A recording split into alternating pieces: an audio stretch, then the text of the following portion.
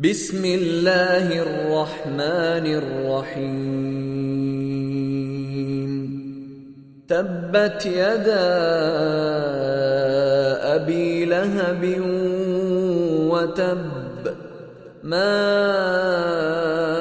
أغنى عنه ماله وما كسب سيصلى نارا ذات لهب وامرأته حمالة الحطب في جيدها حبل من مسد. صدق الله العلي العظيم.